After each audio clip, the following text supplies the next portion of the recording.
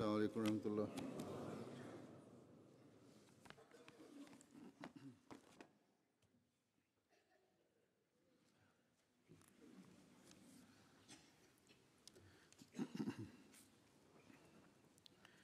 أشهد أن لا إله إلا الله وحده لا شريك له وأشهد أن محمدا عبده ورسوله أما بعد فأعوذ بالله من الشيطان الرجيم بسم الله الرحمن الرحيم الحمد لله رب العالمين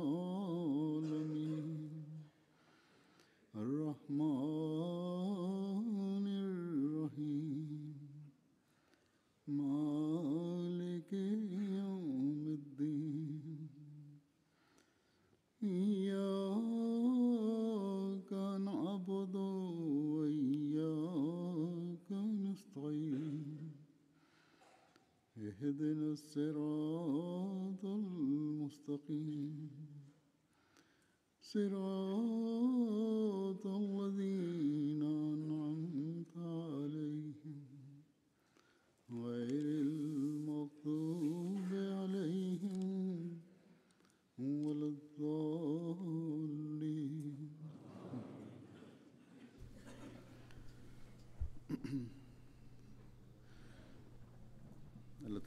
Par la grâce de Allah, Inch'Allah, la semaine prochaine va débuter à la Jalsa Salana de la Jamaat du Royaume-Uni.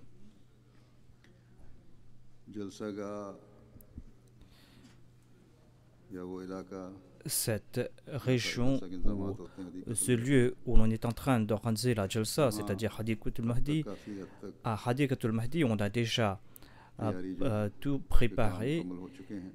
Tous les préparatifs sont presque complets. Les invités sont en train d'arriver. Qu'Allah fasse que tous ces invités qui viennent profiter des bénédictions de la Jalsa, tous ces invités qui sont en voyage ou qui sont déjà là ou qui vont venir, qu'Allah protège tous ces invités et qu'Allah facilite le voyage de ceux qui sont en voyage. Qu'Allah nous accorde sa protection à nous tous. La situation du monde est en train de s'empirer rapidement et maintenant on est soucieux à propos de ces voyageurs. Et on a des soucis à ce propos. En tout cas, nous prions pour qu'Allah accorde sa protection à tout le monde. Non seulement les Ahmadis, mais qu'Allah protège toute personne en ce monde. Et que toutes ces personnes puissent mériter cette tranquillité, cette paix pour laquelle Dieu a envoyé le Messie promis à l'Islam à notre époque. Tout comme nous le savons déjà,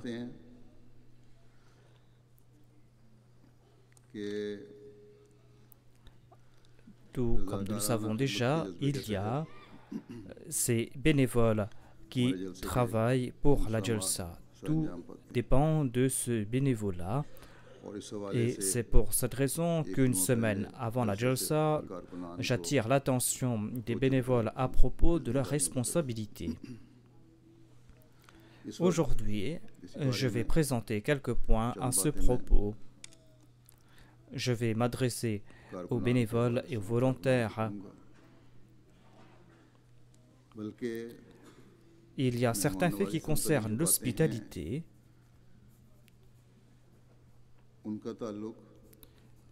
Et cette question de l'hospitalité ne concerne pas uniquement les bénévoles ou ceux qui travaillent pour la Jalsa, mais cela concerne toute personne qui accueille chez elle des invités pour la Jalsa. Où je dois dire que respecter le respect des invités, honorer les invités, Et उसको इज्जत और एहतराम honorer ses invités हर मोमिन est को quelque chose qui incombe à tout croyant, même en des situations ordinaires. C'est là une tâche qui lui incombe. En tout cas, étant donné que je veux attirer votre attention concernant la Jalsa, c'est pour cette raison que tout ce que je vais dire va tourner autour de la Jalsa Salana.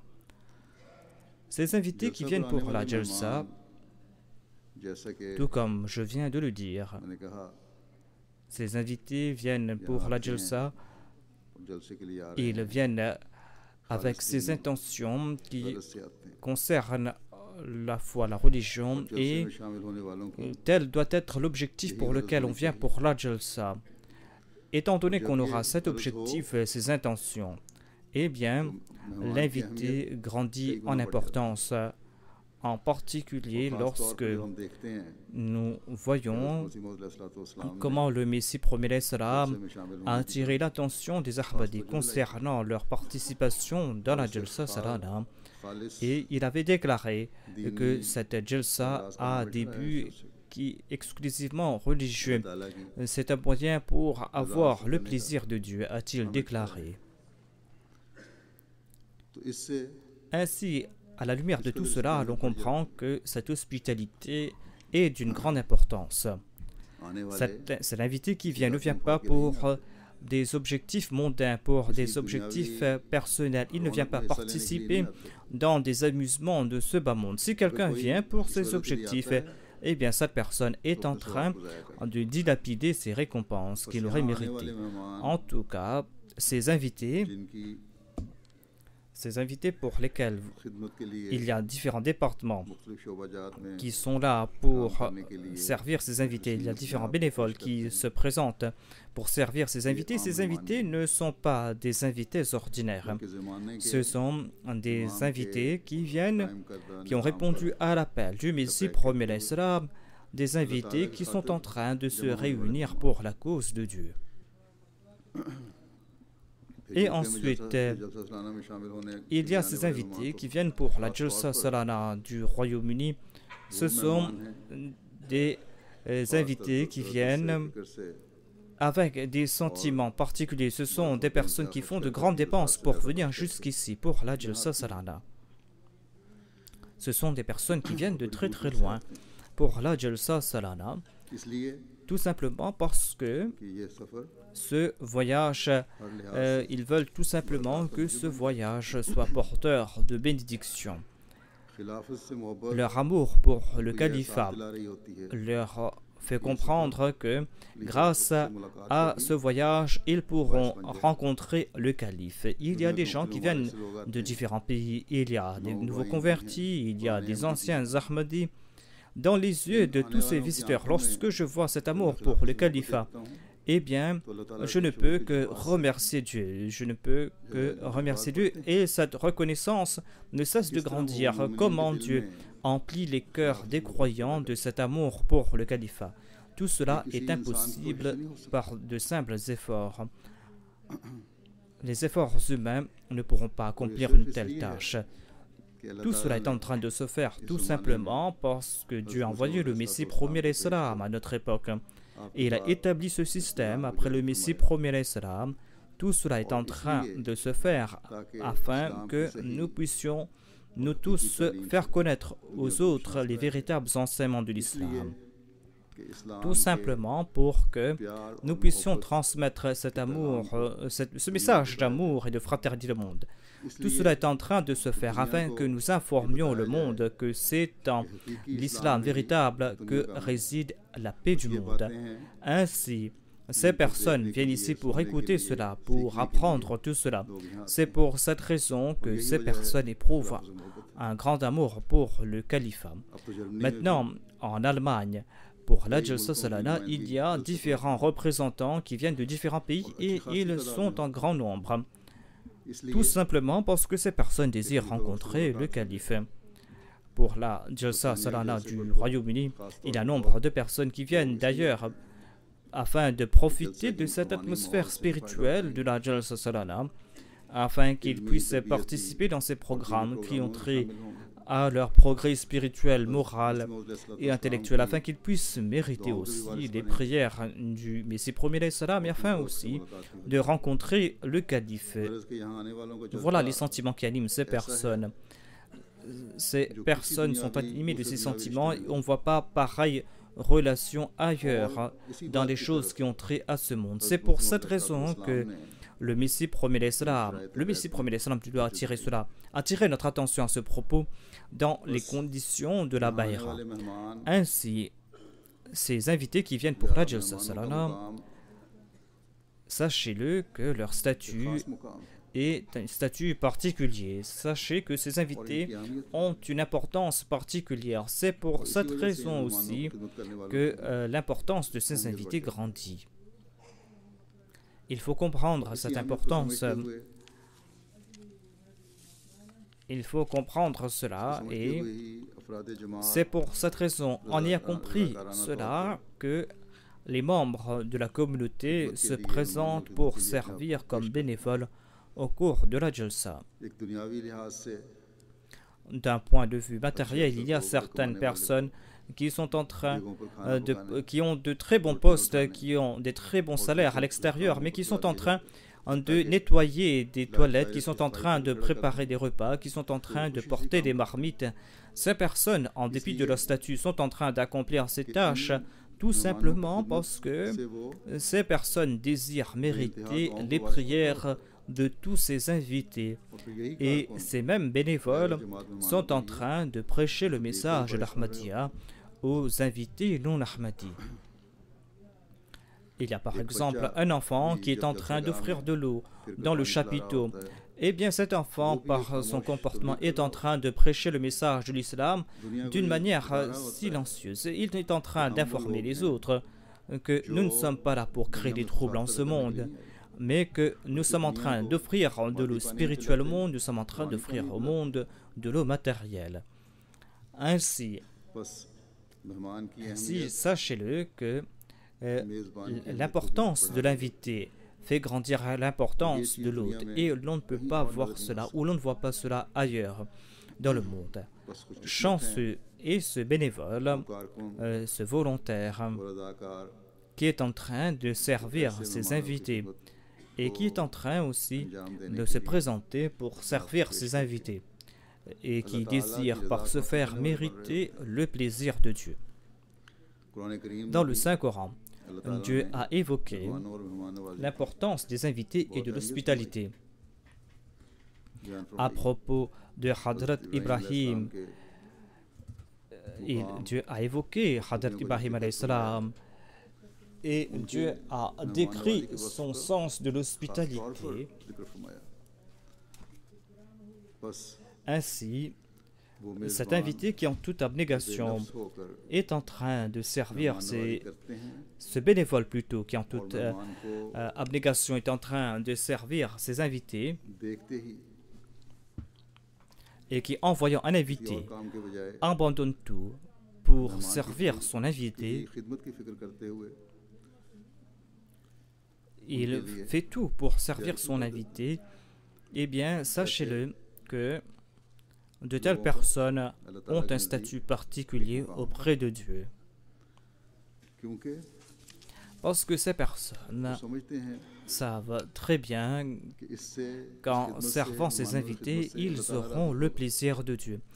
Et ils ont pour objectif le plaisir divin.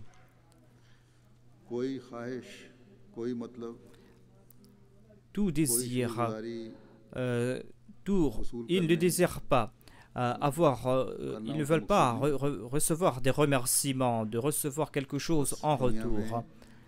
Ainsi, on ne voit pas en ce monde pareils invités qui sont en train de voyager pour Dieu et qui n'ont pas des objectifs mondains, et l'on ne trouve pas non plus pareils hôtes qui, pour le plaisir de Dieu, sont en train de servir leurs invités. Et qui, avant l'arrivée de ces invités, sont en train de tout préparer. Pendant plusieurs jours, ils sont en train de travailler bénévolement pour faire en sorte qu'ils puissent accueillir ces invités dans ce lieu qui est inhospitalier. Et nous voyons cela uniquement au sein de la Jamaat Ahmadiyya. Tout simplement parce que, suite aux directives de Dieu et de son saint prophète Mohammed, lui, nous avons accepté l'imam de l'époque. Tout cela se fait parce que nous sommes unis sous la bannière du califat. Tout simplement parce que nous essayons de respecter nos engagements, à savoir que nous allons préférer la foi à ce bas monde. L'expérience de tous les ans nous fait comprendre que tout grand, tout petit, jeune ou vieux, homme ou femme, participe dans cette jalsa avec des sentiments particuliers. Il n'y a pas de doute que cette année-ci, Inch'Allah, les gens vont servir les invités en étant animés de pareils sentiments. Et je suis en train de recevoir des rapports sur les travaux. Et cette année-ci, par la grâce de Dieu, il y a aussi des jeunes qui sont en train de travailler bénévolement, des jeunes qui n'avaient pas pareille expérience auparavant, ou des jeunes à qui on n'avait pas fait comprendre l'importance de ces faits ou de cette tâche. Des jeunes qui sont au sein de la Jamaat, qui croient qu'ils sont Ahmadis et qui pensent qu'ils sont Ahmadis. Moi, je dis à toutes ces personnes que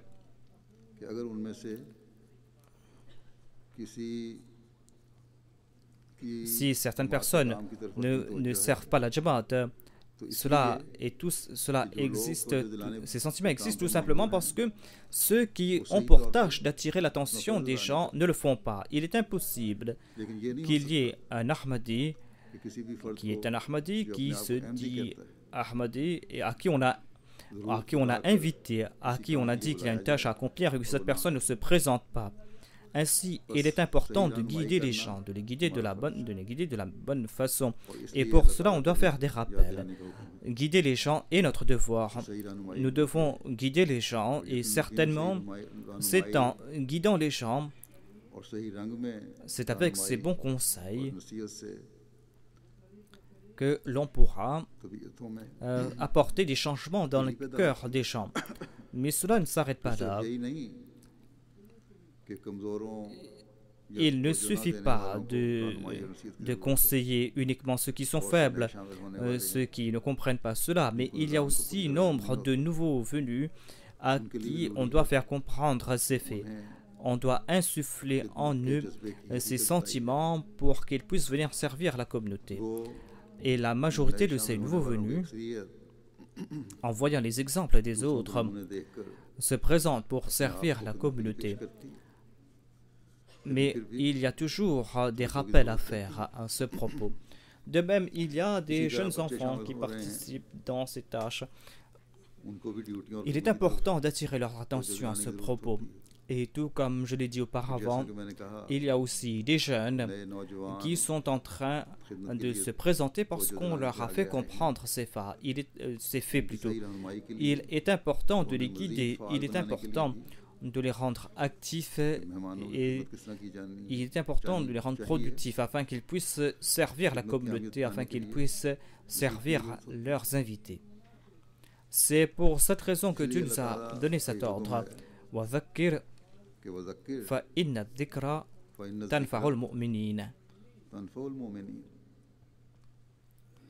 C'est-à-dire, ne cesse pas de faire des rappels parce que le rappel est toujours avantageux pour les croyants.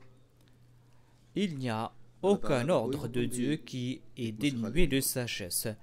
Ainsi, ce rappel ne signifie pas de répéter des paroles sans aucune raison. Il y a un nombre de bénévoles qui, grâce à ces rappels, comprennent leur importance et ressentent leur importance.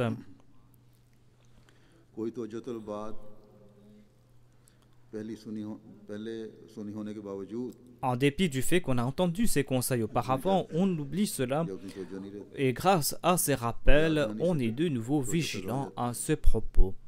Il y a certains qui en font mention. Ils ont dit que grâce à ces rappels, nous étions encore plus alertes à ce propos. Tout comme je l'ai dit auparavant, il y a un nombre de personnes qui viennent pour la Jalsa qui viennent de très très loin. Et il est de notre devoir que de servir les invités. C'est là un devoir qui nous incombe. C'est là une tâche qui nous incombe. Ici, il y a ces invités qui viennent pour la Jalsa et cette année-ci, il y a un sixième des invités qui sont de l'extérieur. Ce sont des invités qui viennent tout simplement pour profiter des bénédictions de la Jalsa, qui viennent du Pakistan, de l'Inde, de l'Afrique, des États-Unis, de l'Amérique du Sud. Il y a aussi ceux qui viennent de l'Europe. Il y a certains qui viennent de très très loin, du Moyen-Orient et de l'Extrême-Orient. Et l'autre moitié de ces invités viennent des autres villes du Royaume-Uni. Ainsi, toutes ces personnes tombent dans la catégorie des invités, sont des voyageurs. Il y a aussi des vieux, des malades et des personnes qui sont handicapées. Pour eux, partir de Londres jusqu'à Hadiqatul Mahdi est un voyage ardu et ils entreprennent ce voyage au prix de grandes difficultés. Ainsi, tous ces bénévoles, hommes et femmes, doivent comprendre cela. Ils doivent comprendre que ce sont des voyageurs, ce sont des invités. Nous sommes là pour les servir et nous allons devoir les traiter avec la plus grande bienveillance. Et certains invités se comportent de manière indécente, certes, mais il faut toujours faire preuve de persévérance, de patience. Et tous les bénévoles, quel que soit le département dans lequel ils travaillent, ils doivent assumer leurs responsabilités de la meilleure façon possible. Dieu a attiré notre attention concernant les invités. Il a cité l'exemple d'un prophète. Il a déclaré que vous devez répondre avec de meilleures salutations à vos invités. Et on doit toujours les bien traiter. Il faut accorder la protection à ses invités. Il faut toujours être content de voir son invité. L'on pourra vraiment saluer l'autre lorsqu'on est content de le voir, de le rencontrer. Et les invités ne concernent pas uniquement les invités Ahmadi. Il y a aussi les non-invités non-Ahmadi qui méritent une plus grande attention. C'est pour cette raison que des fois, les autres viennent et regardent comment on est en train de les traiter. On est en train de bien les traiter, mais ils regardent aussi comment on est en train de traiter les autres. Ainsi, il est important d'avoir tout cela en tête, à savoir que nous devons servir nos invités. Et nous devons accorder la vraie joie à nos invités. Ainsi, nous devons accorder cette gaieté à tous nos invités, tout comme on est content de rencontrer un proche parent. Lorsqu'il y aura une telle joie et une telle gaieté, c'est là que l'on pourra assumer ses devoirs, ses responsabilités. C'est là que l'on pourra servir comme on devait servir. Et c'est là que l'on va servir les autres comme on est en train de servir ses proches parents. Si on aime quelqu'un, eh bien, on endure ses caprices. L'on pourra comprendre ces sentiments qui nous animent. On pourra servir les autres quand on est en train de servir quelqu'un qui n'est pas son parent, qui n'est pas un parent de sang. Et lorsqu'un invité vient ici, l'invité désire la paix, désire la tranquillité. Tout comme je l'ai dit, ces invités de la Jalsa ne viennent pas pour des objectifs mondains. Ainsi, on doit faire de son mieux pour accorder la paix, la facilité à ses invités. Voilà la tâche qui nous incombe. Et nous devons rehausser la norme de notre hospitalité. Nous devons user de tous nos moyens, de toutes nos aptitudes. Nous devons tout offrir à nos invités, faire de notre mieux pour accorder toutes les facilités à nos invités. Qu'Allah désire une telle hospitalité de notre part. Le saint prophète Mohammed Mustafa sallallahu alayhi wa sallam, qui d'entre tous les hommes avait compris le mieux les commandements de Dieu, celui qui avait traduit le mieux les préceptes de Dieu dans la pratique, voyons un peu ce qu'il nous a dit, voyez ce qu'il nous conseille. Il a déclaré que votre invité a des devoirs sur vous, vous devez assumer ses devoirs. Et il a dit aussi, il y a de tels exemples, nous voyons dans les récits, qu'il y a grand nombre d'invités qui sont venus. Il a distribué ses invités parmi ses compagnons. Lui aussi, il a pris quelques invités chez lui. Il les a portés chez lui, à la maison. Et à la maison, là-bas, il a su qu'il n'y a pas beaucoup de choses à offrir à ses invités, qu'il n'y a pas de repas à leur offrir, il n'y a pas grand-chose à leur donner à boire. Il a demandé à Hadrat Aïcha ce qu'il y a à la maison. Et Hadrat Aïcha a répondu qu'il n'y a que de quoi j'ai de quoi vous offrir quelque chose pour rompre votre jeûne. Le saint prophète en a goûté et il en a offert le reste à ses invités. Le saint prophète lui aura goûté ce peu de repas qu'il y avait, tout simplement pour bénir ce repas, et que ce repas qui sera béni puisse rassasier cet invité. Et grâce au récit, l'on comprend aussi que c'est peu le repas qui suffisait uniquement pour rompre le jeûne du saint prophète Mohammed lui a suffi pour rassasier cet invité. Le saint prophète Mohammed Mustafa a éduqué ainsi ses compagnons afin que ces derniers puissent servir leurs invités en toute abnégation, afin qu'ils endurent mille et une souffrances, afin qu'ils puissent aider les autres. Et tous ont servi leurs invités en toute abnégation. La vraie hospitalité signifie se mettre en difficulté pour servir ses invités. Et cette hospitalité, nous la voyons en la personne du saint prophète Mohammed. Il a attiré l'attention des croyants à ce propos et il leur a fait comprendre cela. C'était grâce à cet entraînement moral imparti par le saint prophète Mohammed que les compagnons ont suivi le saint prophète Mohammed. C'est pour cette raison qu'ils ont laissé de grands exemples d'hospitalité.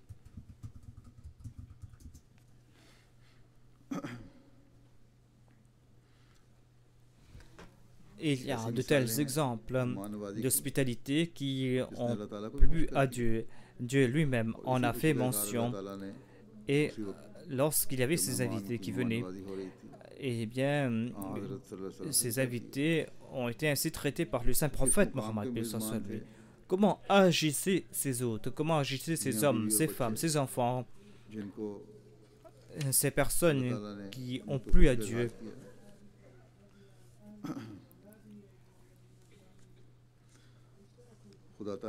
Dieu a honoré ces personnes, a rendu hommage à ces personnes dans un récit cité par Hadrat Abu Huraira. Il est dit qu'un voyageur s'est présenté au saint prophète Mohammed. Le saint prophète a envoyé un message à la maison pour leur demander d'envoyer un repas pour l'invité. Et il a reçu la réponse qu'il n'y a que de l'eau à la maison.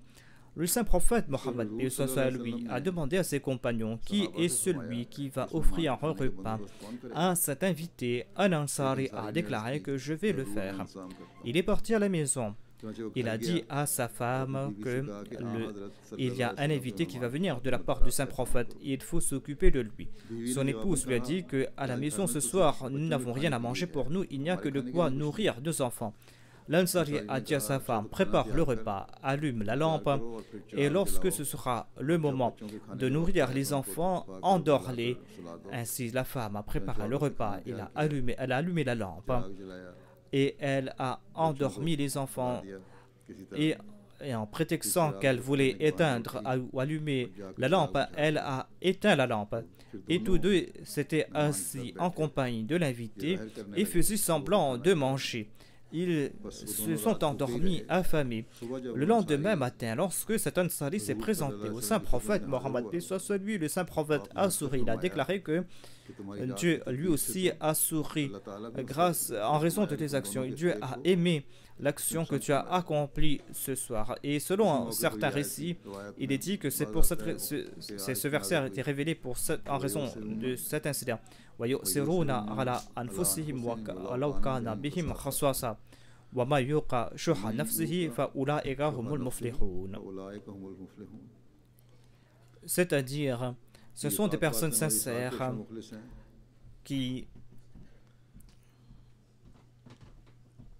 ce sont des croyants qui préfèrent les autres à leur personne, alors que ces personnes sont elles-mêmes en difficulté.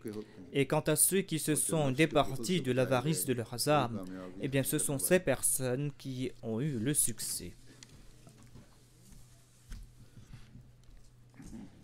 Voilà le plan de ces personnes, un plan qui a attiré le plaisir de Dieu.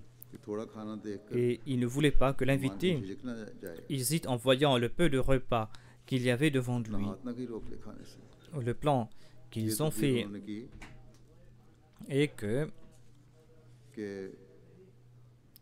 on va éteindre la lampe afin qu'il ne voit rien, cet invité. Et l'invité que l'on doit honorer afin que l'invité ne ressente pas que c'est pour cette raison, en raison de sa présence, ses hôtes se sont mis en difficulté. Et d'autre part, c'était un invité du saint prophète Mohammed Mustafa sallallahu alayhi wa sallam, et il est important de le servir. Aujourd'hui, donc, nous devons comprendre cela. Il est important de comprendre que ces invités qui viennent, ce sont des invités de l'amoureux parfait du saint prophète Mohammed. Ils entreprennent ce voyage pour des motifs qui ont trait à leur foi.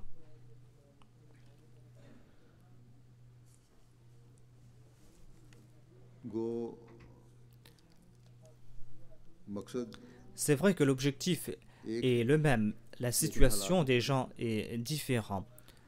Aujourd'hui, il y a ces différents bénévoles qu'on appelle pour servir les invités. On ne leur dit pas que partez à la maison, prenez les invités et apportez-les chez eux. La situation n'est pas la même qu'à l'époque du saint prophète Mohammed Mustafa sallallahu alayhi wa sallam.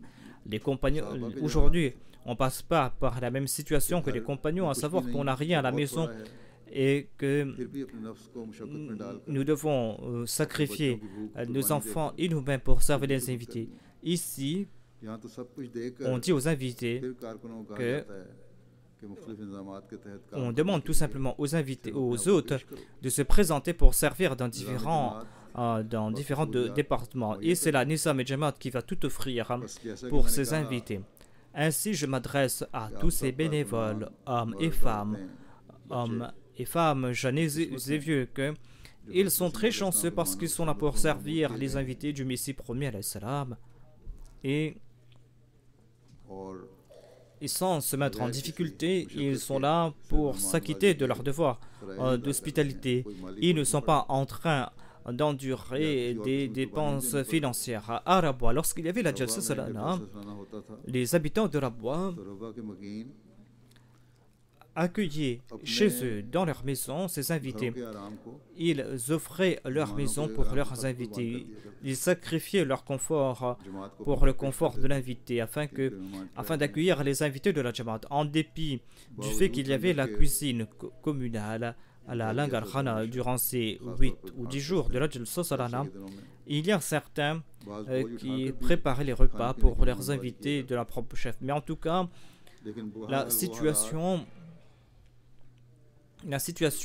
n'était pas la même qu'à l'époque du saint prophète Mohammed. Ils n'ont pas laissé des exemples des compagnons du saint prophète Mohammed qui sont d'une autre catégorie. Aujourd'hui, dans la suite du saint prophète Mohammed, nous voyons l'exemple du Messie premier alayhi salam qui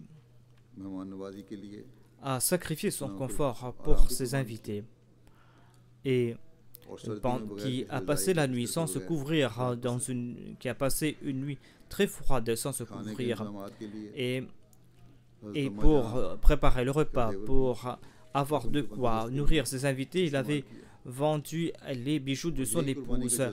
Et nous voyons les mêmes exemples parmi ses compagnons.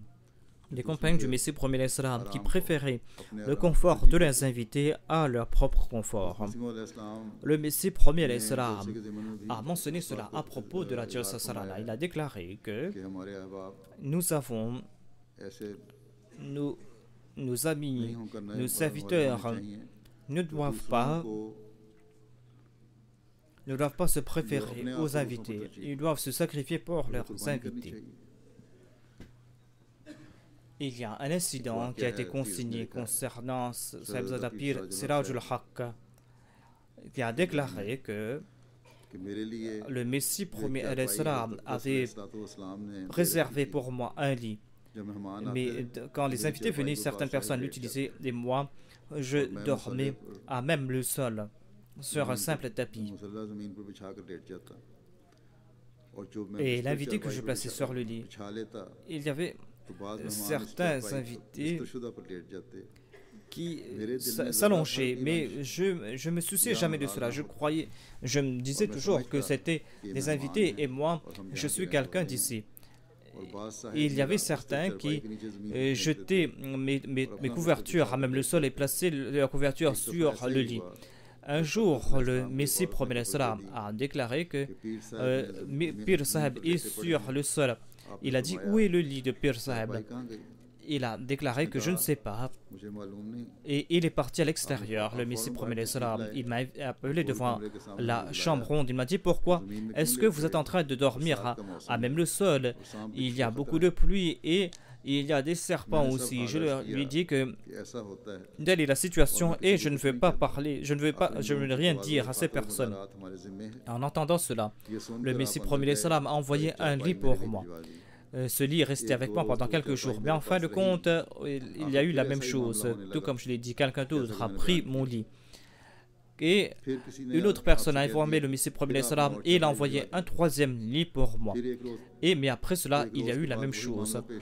Une autre personne a informé le Messie premier l'Islam et après la prière du matin, le Messie premier l'Islam m'a dit que Sahibzada Sahib, vous êtes en train de vous acquitter de vos devoirs envers nos invités, nos amis doivent faire le même. Mais nous allons faire quelque chose. Nous allons attacher votre lit. Nous allons placer ce lit sur le toit afin que personne ne prenne. Molvi Abdul Karim a souri et a ri. Il a déclaré que il y a quelqu'un d'autre qui va venir et qui va l'enlever. Et le Messie premier l'Islam lui aussi en a ri. Voilà donc comment il y a ces blagues donc entre les invités et les autres. C'est peut-être une blague que je vais présenter. Il y avait Latifa en langue ourdou signifie quelque chose de très bon, un point intéressant. Voilà tous les sens qu'on trouve dans le terme Latifa. Latifa ne signifie pas une plaisanterie. Il y avait une traduction qu'on avait faite, mais on n'avait pas présenté le point. Donc des fois il y a des erreurs dans les traductions, mais en tout cas c'était un point qu'on a présenté, c'est-à-dire que l'on doit aussi protéger ses biens. Ensuite je veux présenter un autre exemple du Messie premier l'Islam.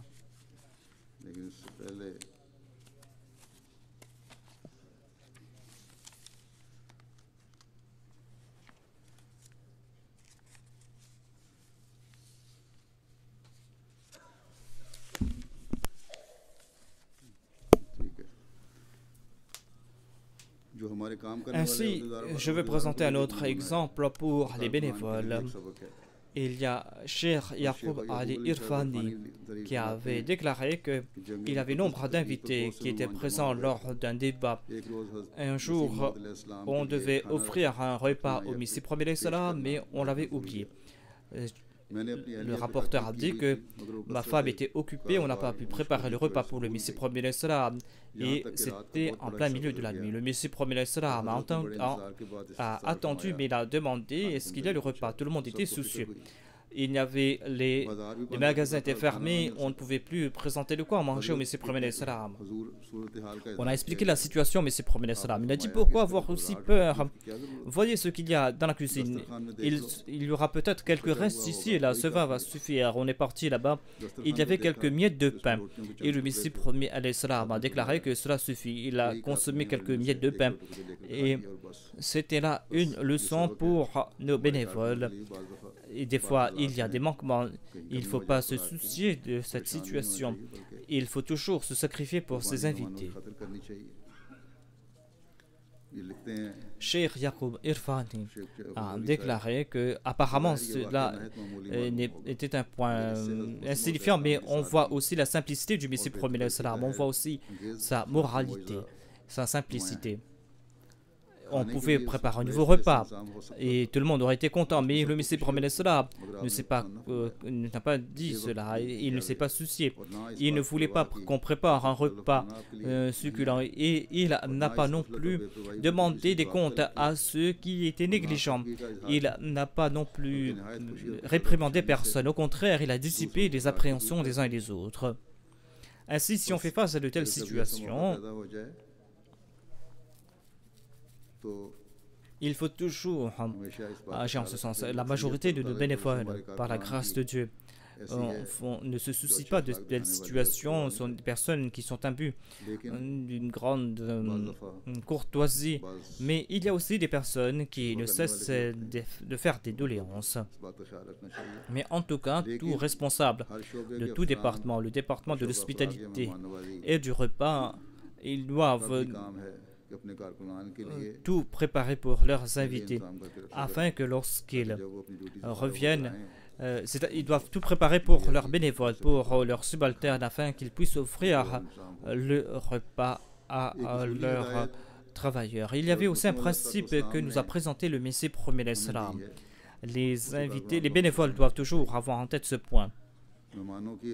On avait mentionné l'hospitalité. Et le Messie premier salam a toujours dit que je ne désire pas que mes invités souffrent. Et je donne toujours ces conseils, à savoir, dans la mesure du possible, il faut offrir tout le confort aux invités. L'invité, le cœur de l'invité est aussi fragile que le cristal. Il peut se briser facilement. Et avant que l'invité... C'est pour cette raison que moi-même, je mangeais en compagnie de mes invités. Mais depuis que je suis malade, depuis que je dois prendre des précautions concernant mes repas, c'est pour cette raison que je ne pouvais plus manger avec les invités. Et ensuite, il y avait grand nombre d'invités, je ne pouvais plus manger avec eux. C'est pour cette raison que nous devons de tous servir les autres. Il y a certains qui sont malades et on peut préparer des repas différents pour ces invités. Ainsi, on doit se souvenir de ce point, à savoir que il ne faut point briser le cœur de l'invité. Il faut toujours faire preuve d'une très grande courtoisie en toute situation. Si quelqu'un a exprimé son déplaisir, au lieu de répliquer à cet invité par des propos amers, il faut essayer de dissiper sa peine. À la fin, je voulais ajouter que par la grâce de Dieu, il y a ces différents départements. Il y a un grand nombre de bénévoles qui sont très bien entraînés, qui comprennent très bien les tâches qu'ils vont accomplir et qui ont des aptitudes. Mais des fois, quand on a une trop grande confiance en soi, eh bien, il y a des problèmes. Il faut avoir confiance en soi, certes, mais il faut aussi être vigilant concernant tous les points les plus subtils. Et en plus de cela, il y a aussi le département de la sécurité. Ce département doit être très très actif. La Jamaat est en train de se faire connaître dans le monde. Sa renommée ne cesse de grandir. La Jamaat ne cesse de progresser dans le monde. Et la Jamaat est en train de répliquer à toute mauvaise chose aujourd'hui, comme on le sait. Il y a nombre d'extrémistes qui sont en train de faire des cires, qui sont en train de diffamer l'islam. Et l'islam est en train de répliquer à toutes ces campagnes lorsqu'il y aura pareille chose, eh bien, cela va faire naître la jalousie. Le grand de jaloux va augmenter et certainement, ils vont commencer à faire des plans et leurs plans vont grandir. C'est pour cette raison que ce département doit être encore plus actif. Il ne faut pas partir là-bas et faire des analyses, mais le travail doit déjà commencer. Mais que l'on se souvienne aussi que tout en étant vigilant concernant la sécurité, il est important aussi de faire preuve d'une grande courtoisie. Là où il y a des points où on va faire des vérifications, ceux qui travaillent dans ces points doivent faire preuve d'une grande courtoisie. Il ne faut pas qu'il y ait des enfants là-bas, il faut aussi qu'il y ait des adultes là-bas dans ces points. Et en sus de cela, tous ces bénévoles doivent faire de leur mieux, doivent prier pour qu'ils puissent accomplir leur tâche de la meilleure façon possible. Notre tâche à nous ne dépend pas de nos efforts, de nos aptitudes, mais tout cela se fait grâce à l'aide de Dieu. Et pour mériter l'aide de Dieu, pour mériter le soutien divin, eh bien, la prière, les supplications sont d'une grande importance. Prière et supplications que nous ne devons pas abandonner ou oublier. Ainsi, nous devons nous tous prier, tous les bénévoles, pour qu'Allah fasse que cette Jalsa soit un succès et pour que nous puissions accorder toutes les facilités possibles à nos invités.